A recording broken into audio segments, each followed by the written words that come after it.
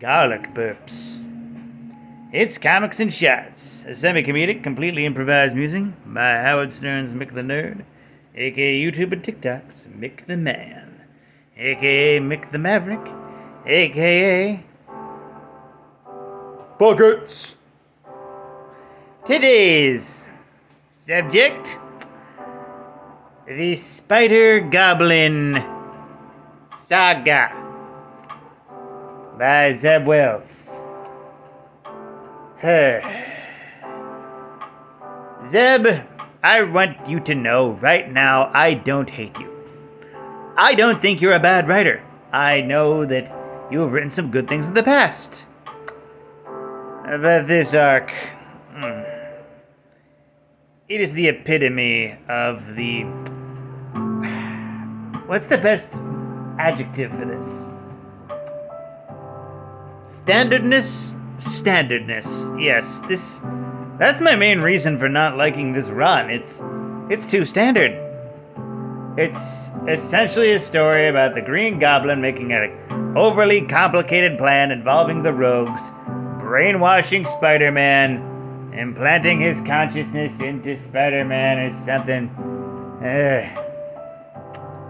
And see, when we first saw the Spider-Goblin promos, we thought it would be like a Spider-Man who gobbles situation, you know, like Batman who laughs.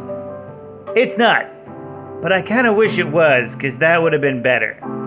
And instead, it's just Green Goblin supposedly brainwashed Spider-Man the entire time. And the sins of Norman Osborn are back in Norman Osborn again. Basically 2 personalities, 1 body.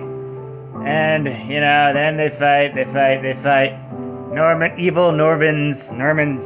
Sin Norman dissipates out, and then everybody's friends again. And for some reason, Kamala Khan, Miss Marvel, wears the Doc Ock harness in one scene.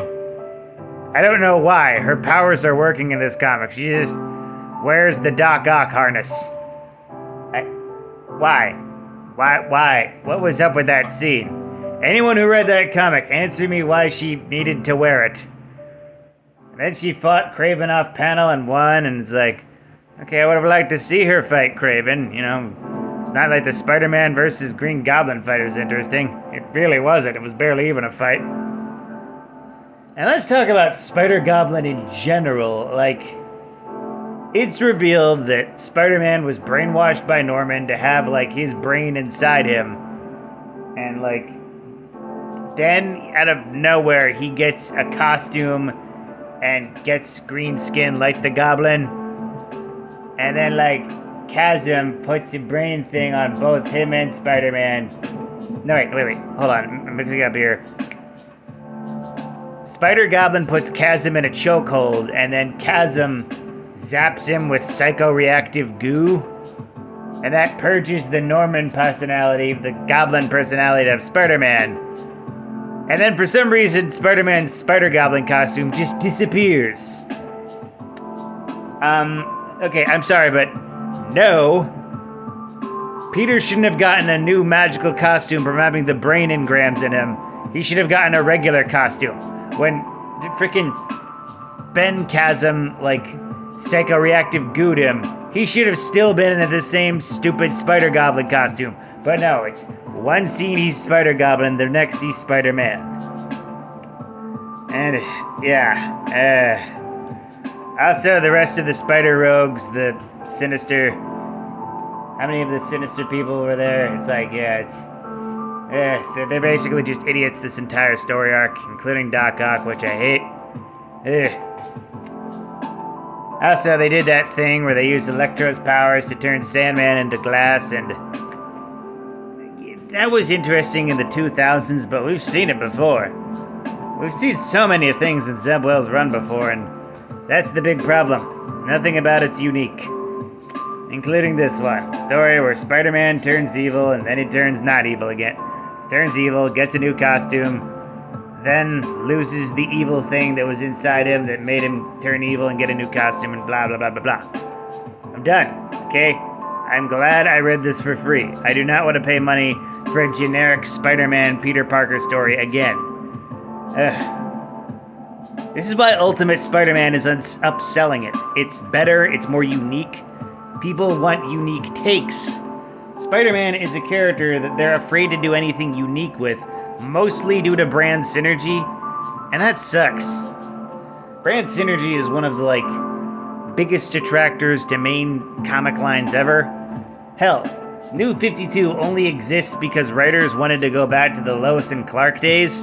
Of course, that bit them in the ass because for whatever reason, when they New 52, they didn't even have, Lois and Clark be interested in each other. In fact, Clark and Wonder Woman became a thing, and I don't need to go into that. So boring. Ugh. Yeah. Brand synergy should not drive creative forces. It should be the other way around. Creative forces... The brand shouldn't drive creative energy.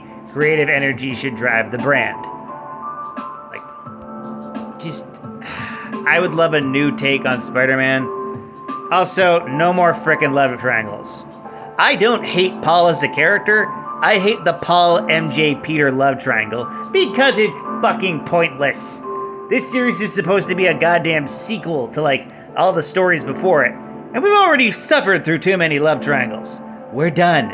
Move on with your life. If this is a full-on reboot, then sure, maybe. But no, this is technically a continuation. We're done with the love triangles. Just let Peter and MJ get married and have a daughter. Ugh. This is yet another Spider-Man, but, a little more relevant because it's about an actual current story. Yeah. Ugh. Also, in one issue, they in one of the stories, they say, Spider-Man built a team up together in case, Norman Osborn was evil again. And it's Kamala Khan, Wreck Rap, the Living Brain, the Robot Brain, and Kurt Connors, but not as the Lizard. He's not the Lizard for some reason. I forget why. Because we just can't have the Lizard be a good guy, can't we? We can't figure out a way to have the goddamn Lizard be a superhero, even though it'd be frickin' awesome. So annoying. Utterly annoying.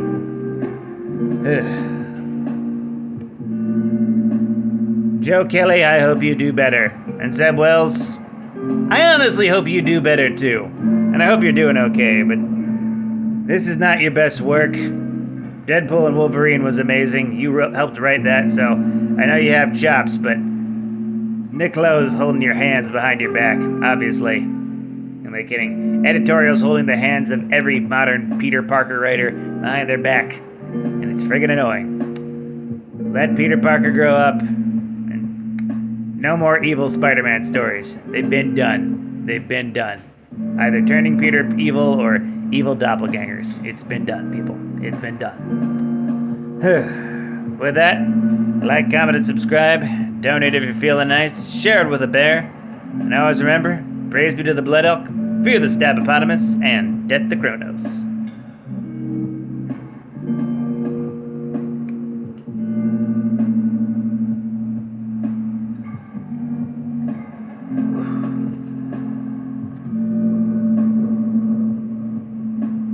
Like a fireball.